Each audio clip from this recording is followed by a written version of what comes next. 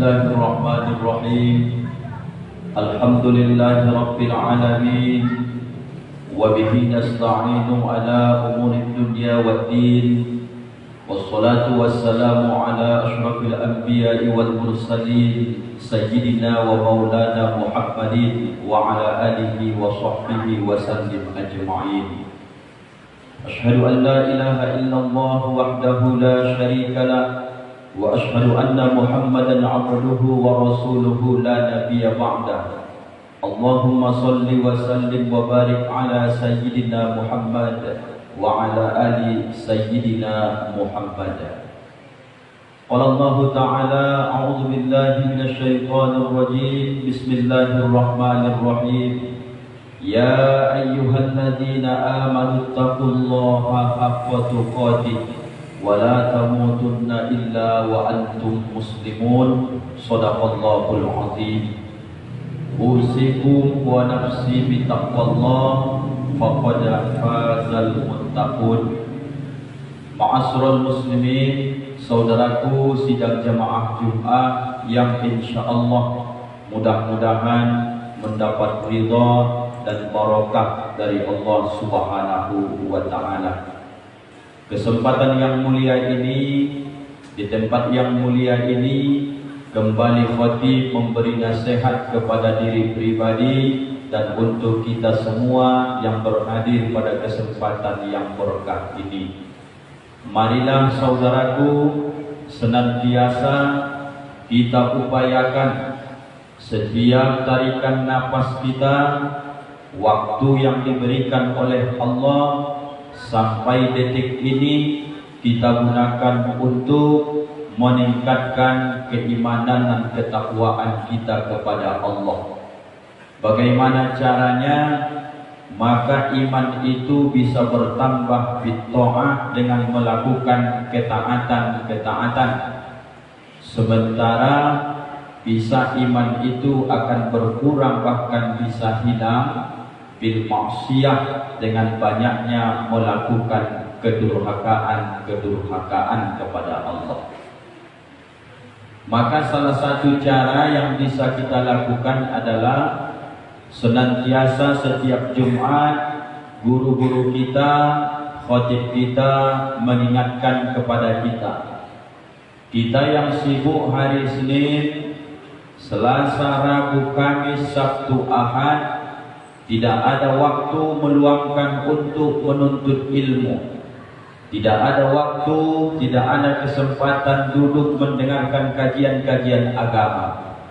Bisa saja dari kesibukan yang kita hadapi dalam kehidupan ini, hanya mungkin sekali sepekan kita mendengarkan nasihat agama ini. Lalu kali ini, biarpun hanya sekali sepekan, manfaatkanlah dengan baik, didengarkanlah dengan khusyuk. Semoga pesan-pesan guru-guru kita, terutama tentang wasiat takwa, bahwa inilah barometer ukuran kita mulia di hadapan Allah, terlebih-lebih nanti di akhirat berjumpa dengan Allah Subhanahu wa taala. Dalam hidup ini ada yang mengukur kemuliaan itu, dia pikir karena sudah berhasil mengumpul harta. Ada yang mengukur kemuliaan ini karena sudah berhasil meraih jabatan yang memang lama dia impikan. Ada yang merasa mulia hidup ini dikarenakan dia sudah dititipkan Allah anak-anak. Banyak orang yang mengukur dirinya menjadi mulia, tapi ukuran di hadapan Allah tidaklah itu menjadi jaminan saudaraku yang dimuliakan Allah.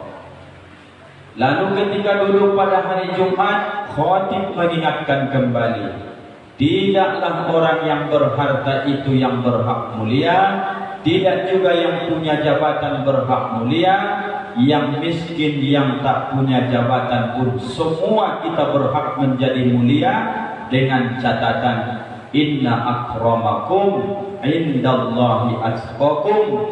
Di antara kita yang mulia ini hari ini di hadapan Allah, siapa saudaraku di antara kita yang paling takut kepada Allah Subhanahu wa ta'ala? Syukurlah jikalau harta dititip Allah, harta mengantarkan kita makin takut kepada Allah. Syukurlah di antara kita dititip Allah jabatan, jabatan menghantarkan lebih takut kepada Allah. Tidak apa-apa biarpun miskin, yang penting sabar, kesabaran menghantarkan takut kepada Allah. Tidak apa-apa tidak punya jabatan, maka dengan itu pun kita lebih mudah takut dengan Allah, maka semua kita berhak mendapatkan kemuliaan di sisi Allah Subhanahu wa ta'ala. Maka sesuai dengan pesannya, hiduplah di dunia seolah-olah engkau akan hidup selamanya, berusaha, berjuang keraslah. Tapi jangan lupa beribadah juga dengan khusyuk, jangan tinggalkan kewajiban seolah-olah kematian itu akan terjadi esok hari. Saudaraku yang dimuliakan Allah, hari ini kita sudah di pertengahan dari bulan Safar. Maka kita ingin di tahun 1445 Hijriah ini paling tidak ada perjuangan dalam diri kita masing-masing. Ada 3 yang harus kita perjuangkan di bulan ini sampai nanti kita tutup akhir dari kehidupan kita ini. Apa kata Nabi dalam hadis riwayat Imam Bukhari dan Muslim? Salasun, ada 3, lau ya'lamun nasu ma fihinna, kalau manusia itu tahulah yang 3 ini sangat besar pahalanya, maka mereka akan datangilah itu dengan seperti unta yang berlari kencang. Apa yang mereka lakukan hari ini mungkin lalai, mungkin tidak tahu, dan mungkin mereka tak mau tahu. Maka yang pertama yang besar pahalanya yang akan kita raih, al-azan, menyahut panggilan azan. Kalau selama ini azan berkumandang kita mengobrol, bercerita, mulailah dari sekarang yakinkan bahwa azan yang dikumandangkan itu adalah benar-benar titip salam kasih sayang dari Allah Subhanahu wa ta'ala. Bagaimana mungkin azan berkumandang kita bercerita dengan kawan sebelah? Bagaimana mungkin azan berkumandang kita tak menyahut panggilannya? Padahal jangankan Allah yang memanggil, kita saja memanggil anak kita dia tak menyahut. Kita yang panggil anak kita dia tak datang. Kita panggil anak kita pura-pura tak dia dengar. Maka kemudian suatu saat dia yang menginginkan sesuatu kepada kita, kadang-kadang juga tak kita kabulkan yang mereka inginkan. Padahal itu hanya sekedar manusia dengan manusia. Bagaimana dengan yang memanggil itu, yang menciptakan manusia, yang mempunyai dunia ini, yang pada akhirnya dia panggil pun kita bukan untuk merampas kebebasan kita. Yang berjualan ketika dipanggil azan bukan maksud Allah supaya kamu berhenti jualan. Bukan maksud Allah itu menginginkan supaya kita berhenti dari kegiatan, tapi Allah sedang menanamkan kasih sayang. Allah tahu dari sholat subuh ke sholat zuhur banyak yang bisa membuat kita sedih, banyak yang membuat kita pikiran ini galau. Maka pas di zuhur dipanggil Allah kita, datang wahai hambaku, hayya ala sholat, sholat, sholat, sholat, kata Allah. Untuk apa kami ya Allah sholat? Hayya alal falah, supaya kau senang, supaya kau beruntung, supaya kau tak rugi besok, supaya kau disukses, kata Allah. Orang yang mendatangi panggilan azan ini, yang pertama, jangankan dia sudah menunjukkan ketaatan kepada Allah, bahkan dalam hadis sahih, siapa yang menjawab ketika dia mendengarkan asyhadu an la ilaha illallah, dia jawab asyhadu an la ilaha illallah wahdahu la syarikalah wa asyhadu anna muhammadan abduhu wa rasuluhu raditu billahi rabba wa bi muhammadin nabiyya wa bil islami dina. sebelum dia melaksanakan sholat baru menjawab azan, dalam hadis sahih diampunkanlah dosa orang ini karena baru dia mampu menjawab azan panggilan dari Allah Subhanahu wa ta'ala.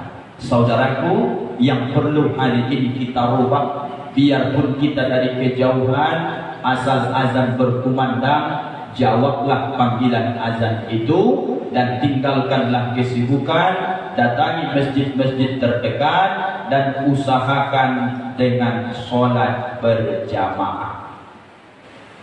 Kalau ada orang yang sudah selesai melafazkan azan la ilaha illallah, kemudian tidak kita sambung dengan Muhammadur Rasulullah, tapi yang kita lanjutkan setelah menjawab la ilaha illallah, Allahumma sholli ala sayyidina Muhammad wa ala ali sayyidina Muhammad.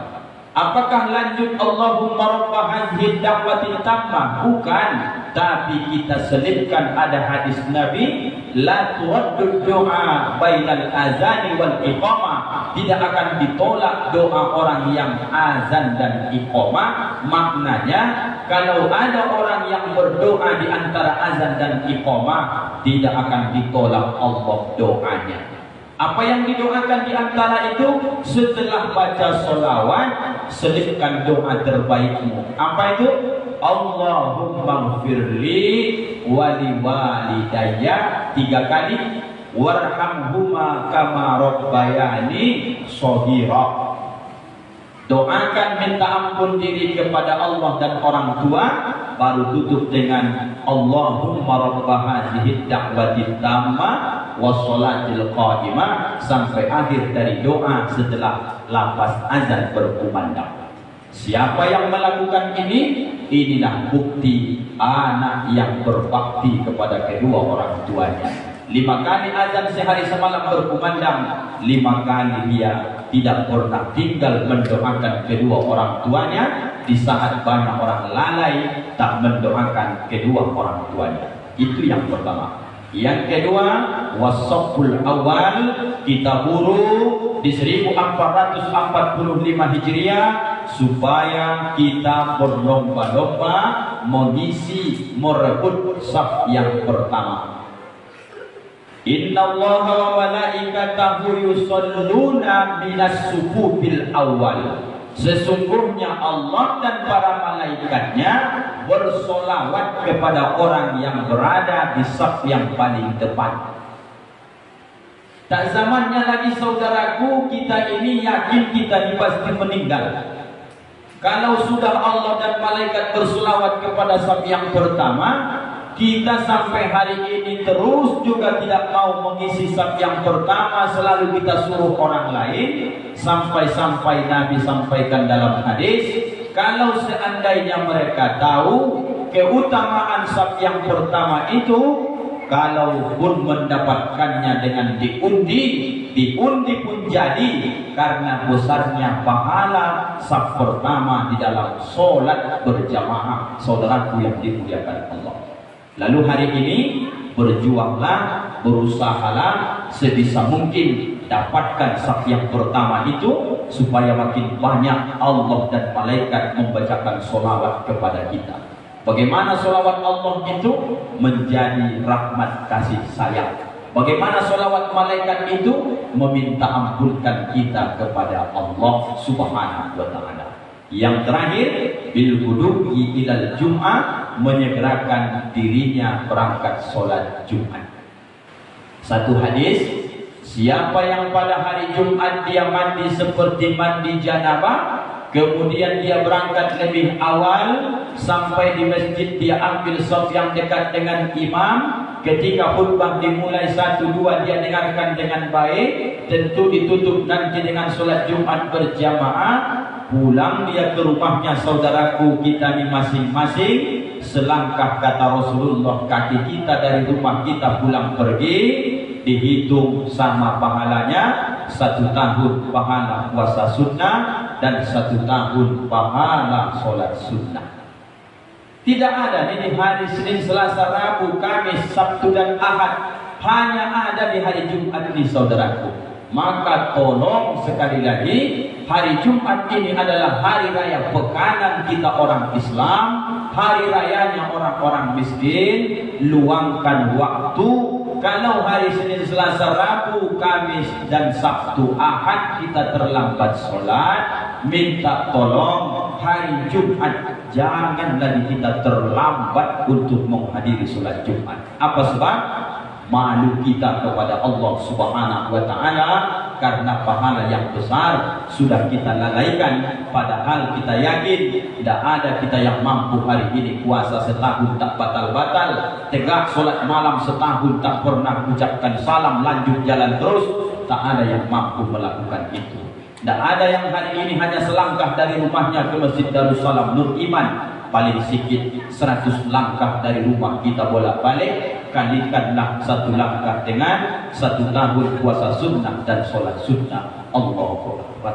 Kalau saja ini menjadi daya tarik di dalam hati kita, ayo sama-sama saudaraku kita ambil fadilah keutamaan yang 3 perkara ini.